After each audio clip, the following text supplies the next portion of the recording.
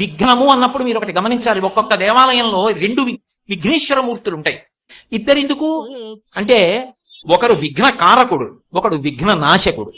ఒకడు విఘ్నాల్ని తీసేస్తారు, ఒకడు విఘ్నాల్ని కల్పిస్తాడు.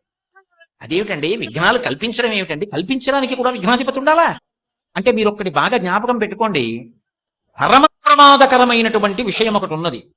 నేను కానీ ఆ పని చేశానా బాగుంటుందని నేను అనుకుంటున్నాను, కానీ నిజంగా నేను ఆ పని కానీ చేస్తే చాలా పెద్ద ప్రమాదము పటమరిస్తుంది.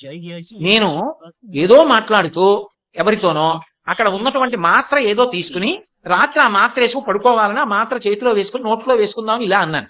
అది నోట్లో పడ్డం మానేసి కింద పడిపోయింది. విఘ్నం వచ్చిందా లేదా? కింద పడిపోయింది ఏమిటని చెప్పి వెతికి తీశాను.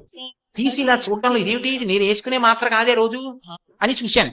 చూస్తే అది నేను వేసుకోవలసింది కాదు, ఇంకొక వ్యాధిగ్రస్తుడైన వ్యక్తి మా ఇంటికి బంధువు వచ్చి వేసుకునే మాత్ర అక్కడ పెట్టాడు. ఏదో మాట్లాడుతూ గబుక్కున అది విప్పి వేసుకోపోయాను. ఇప్పుడు ఆ మాత్ర కింద పడకపోతే వేసేసుకుందనా? వేసుకుంటే నిద్రలో ఏమవును? అక్కర్లేని రసాయనం లోపలికంటే. విఘ్నమును కల్పించి కాపాడా లేదా? ఒక్కొక్కసారి విఘ్నమును కల్పించి కాపాడతాడు, ఒక్కొక్కసారి విఘ్నమును తీసేసి కాపాడతాడు. ఓ మంచి పని చేద్దాం అనుకున్నాం అనుకోండి, ప్రతిబంధకం అడ్డొచ్చింది అనుకోండి, ప్రతిబంధకాన్ని తీసేసి కార్యం నడవడానికి మార్గాన్ని సుగమం చేస్తాడు. రెండు రకములుగాను కూడా అనుగ్రహిస్తాడు. ఆ విఘ్నము పోతే తప్ప కార్యము సాఫల్యము కాదు.